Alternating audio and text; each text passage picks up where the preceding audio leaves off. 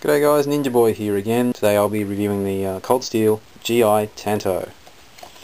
The box that comes from Cold Steel. The knife is packaged in bubble wrap and the sheath just lies on top.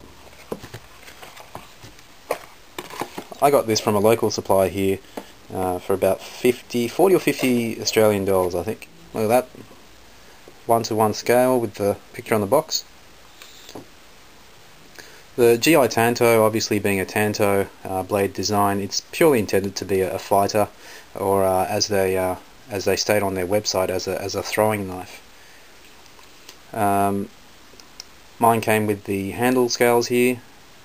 I know you can get these in a paracord wrap handle, but personally I prefer the handles. It gives a bit more purchase and certainly feels good in your hand, but also it gives you the option of taking the handle scales off and cord wrapping it yourself.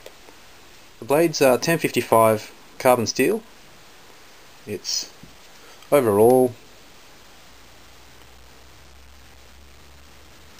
around about 30 centimeters or 12 inches.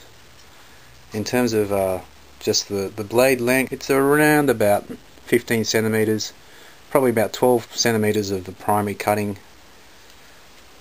surface there. Obviously a Tanto style edge with a sharpened or potentially sharpened back clip. Half grind, or rather the grind starts around about a third of the way into the width of the blade. The blade's around about 4 centimeters in width, and thickness is around about I'd say about 3.5 millimeters thickness there.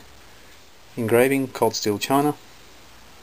The blade weighs around about 320 grams on its own. That's 11.4 ounces. The sheath only weighs 80 grams, so all up, knife and sheath together weigh around about 400 grams.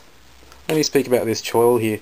It's, for a fighting knife slash thrower, it's actually got quite an effective, useful choil. I use a small to medium sized glove, and when I choke up on this blade, I've got plenty of space left in there to choke up on, to do any kind of carving or whittling or any kind of woodwork. I just spent the last couple of minutes just whittling away there, nice and easy, nice and very good to control. It's a great blade. I've used this blade quite a bit out on deployment. Simply because it was a cheap blade and I really want to hack and slash at it just to see how it would fare up. At the time that I got it, not a lot of people had posted videos about whether you could use this as a potential bushcraft knife or a utility knife in general, and I've done a bit of looking around on YouTube, and Dead Monkey has got a video where he's batoning some wood, so thanks for that, Dead Monkey. Good video too, by the way. The hilt, it's a two-dimensional hilt pretty much. It's nice and flat, and it is effective. I've stabbed with this quite a bit. Had to stab some metal materials, and it's taken out off quite a lot of the epoxy coating, but it's, it's not all that obvious. I remember at the time it took out almost wood shaving like knurls of black coating stuff, so it's well coated, and this has actually seen quite a bit of batoning as well. Speaking of batoning, I don't think I could recommend this as a primary utility slash bushcraft knife, simply because it wasn't designed or intended to be used in that way, especially with a half grind or a third grind blade, where you've got a flat grind to about a third of the width and then it's just flat. And the times I've been outfield, I haven't had a can of lube or WD-40 or anything to spray as I baton along, and truth be told, it batons well, but as soon as you get the blade wedged in and the wood starts closing in on the flat bit, you can almost get the blade stuck, and it's quite hard going trying to baton that through the rest of the stump. And with this blade I really wouldn't go chopping on anything thicker than my wrist. Overall, good blade. It can baton. Obviously not the best chopper or wood splitter out there, just simply by design.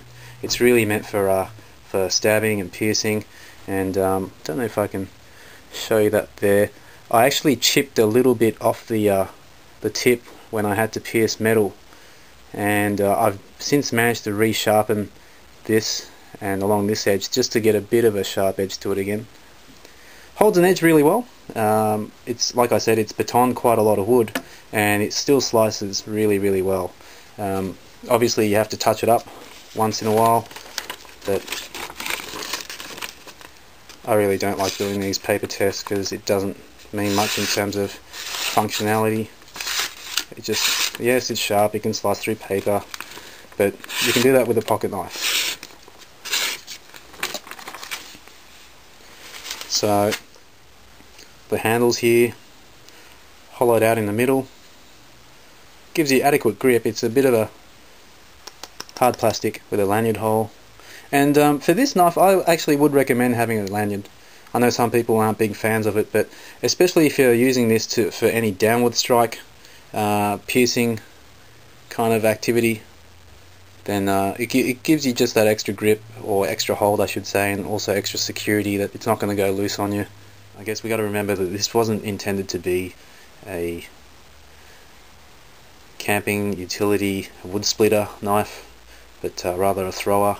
And for its intended design, the 1055 carbon steel actually suits it quite well. So if you were to throw it and it didn't hit the target, or the knife dropped on the ground, it wasn't going to be brittle enough to break. I'd probably consider burring up the plastic a little bit, just to give you a bit more of a more secure purchase on that handle.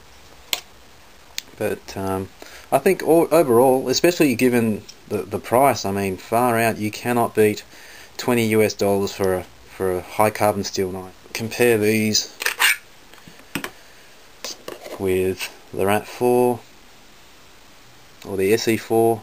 SE4 is just a great blade. Edge retention, I don't think it's anywhere near as good as the SE4 in comparison. It's not just because of the difference in the steels, this being 1095, this being 1055. It's also got to do with the quality, the heat treatment, and the quality of the finish as well. Compared to an Izula there, looks like the Izula actually comes out a little bit thicker compared to a USMC Kabar short, and compared to the Gerber LHR.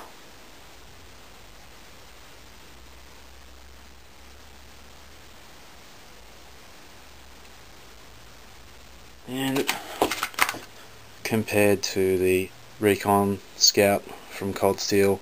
And I've still got the factory oil on there simply because I'm going away for a little while. So would I recommend this knife for someone being deployed overseas? Yeah, I guess I would, especially if your budget is tight. For $20 US, that is darn cheap. And if you are considering importing knives from the States, once again, before you do, please consult with your local state or country customs. And certainly if they say that it should be okay, then I would seriously consider adding this to your collection. If you're ordering a bunch of knives anyway, it'll save on bulk shipping. So $20 does what it's intended to do, which is be a combat / throwing knife. I haven't thrown it yet, and I don't plan on doing it, but holds a good edge, good steel. Overall, pretty decent product for a $20 knife.